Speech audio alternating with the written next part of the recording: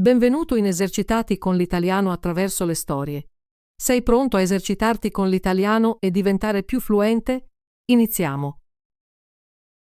C'era una volta un re e una regina che governavano un regno lontano, abitato da fate. Questo re e questa regina avevano molti soldi, abiti bellissimi, cibo e bevande deliziose e una carrozza elegante in cui viaggiavano ogni giorno. Ma nonostante fossero sposati da molti anni, non avevano figli e questo li rendeva molto tristi.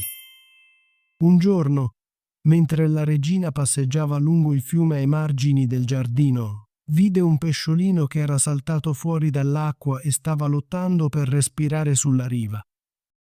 La regina si sentì dispiaciuta per il piccolo pesce e lo raccolse per rimetterlo nell'acqua. Prima di nuotare via, il pesce alzò la testa fuori dall'acqua e disse: «So qual è il tuo desiderio e ti accontenterò perché sei stata gentile con me. Presto avrai una figlia». Quello che disse il pesciolino si avverò, e la regina ebbe una bambina così bella che il re non riusciva a smettere di guardarla con gioia. Decise di organizzare un grande banchetto per festeggiare e mostrare la loro bambina a tutti. Invitò tutti i suoi parenti, amici e vicini. Ma la regina insistette: «Voglio che vengano anche le fate, così possono benedire la nostra piccola». Nel regno c'erano 13 fate, ma poiché il re e la regina avevano solo 12 piatti d'oro per farle mangiare, una fata non poté essere invitata.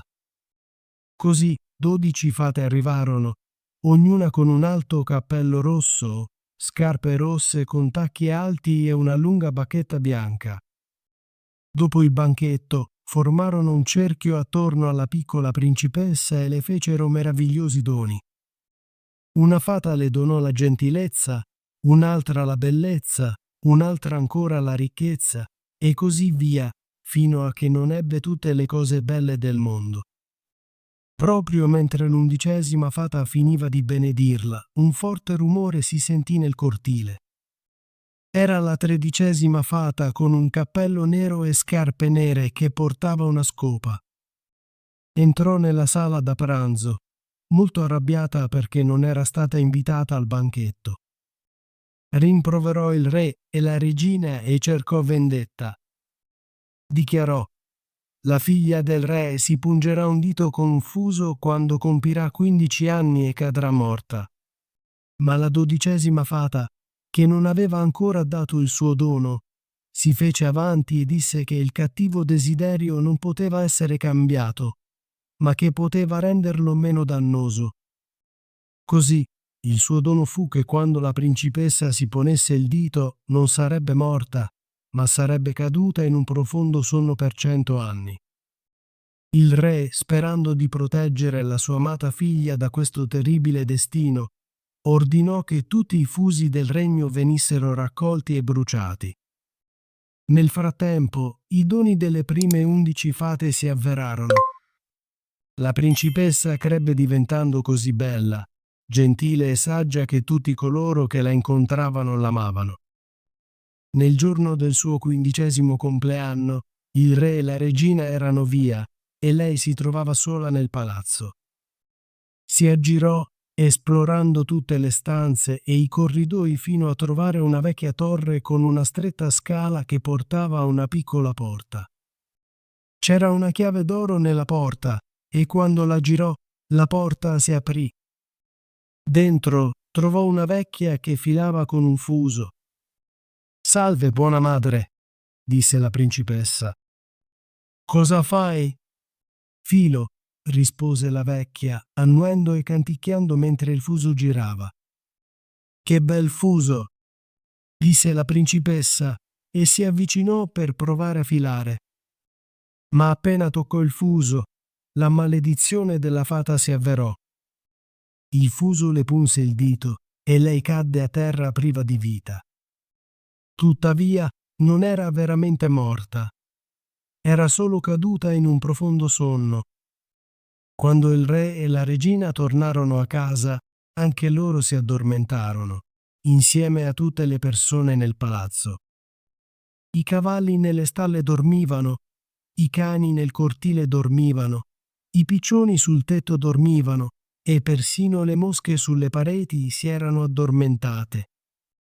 Il fuoco nel camino smise di ardere e si addormentò, il girarrosto smise di girare e il cuoco, che stava per rimproverare un ragazzo di cucina, lo lasciò andare e anche loro due si addormentarono. Tutto nel castello rimase immobile e dormì profondamente. Nel corso degli anni, una folta siepe di rovi crebbe attorno al palazzo, diventando sempre più alta e spessa, finché nessuno poté più vedere il palazzo. Ma le storie della bella principessa addormentata, il Rosaspina, si diffusero in tutto il regno. Col tempo molti principi arrivarono per tentare di attraversare i rovi, ma i cespugli li afferravano come mani e rimasero intrappolati e morirono. Dopo molti anni, un principe giunse in quella terra. Un vecchio gli parlò del folto rovo e del bellissimo palazzo nascosto dietro di esso, dove la meravigliosa principessa Rosaspina dormiva con tutti gli altri.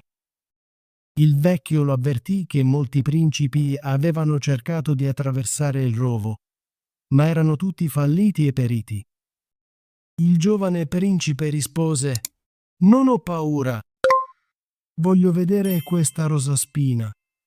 Il vecchio cercò di fermarlo, ma il principe era determinato. Proprio quel giorno i 100 anni erano compiuti. Quando il principe raggiunse il rovo, vide solo fiori bellissimi che si aprivano per lui mentre passava. Si richiudevano dietro di lui, folti come sempre. Infine arrivò al palazzo dove i cani dormivano nel cortile e i cavalli nelle stalle. I piccioni sul tetto dormivano con la testa sotto le ali. Entrato nel palazzo, vide le mosche addormentate sulle pareti, il girarrosto fermo e il maggiordomo con un boccale di birra pronto a bere. La servetta era seduta con un pollo in grembo, pronta a spennarlo, e la cuoca aveva alzato la mano per rimproverare il ragazzo. Il principe proseguì, e tutto era così silenzioso che poteva sentire il battito del suo cuore.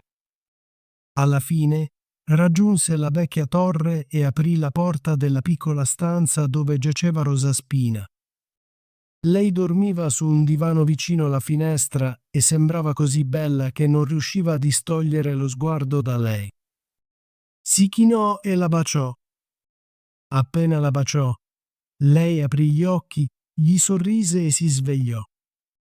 Uscirono insieme e presto anche il re e la regina si svegliarono, insieme a tutti gli altri, guardandosi l'un l'altro con stupore.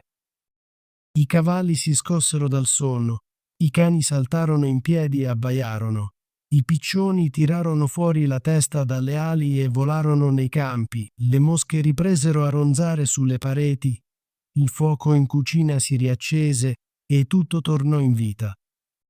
Il principe e Rosaspina si sposarono e celebrarono un grande banchetto nuziale. Vissero felici insieme per il resto della loro vita. Ottimo lavoro! Vuoi esercitarti con l'italiano e diventare più fluente? Iscriviti e attiva la campanella delle notifiche così non perderai nessuna delle nostre storie gratuite in italiano. Ci vediamo nel prossimo video.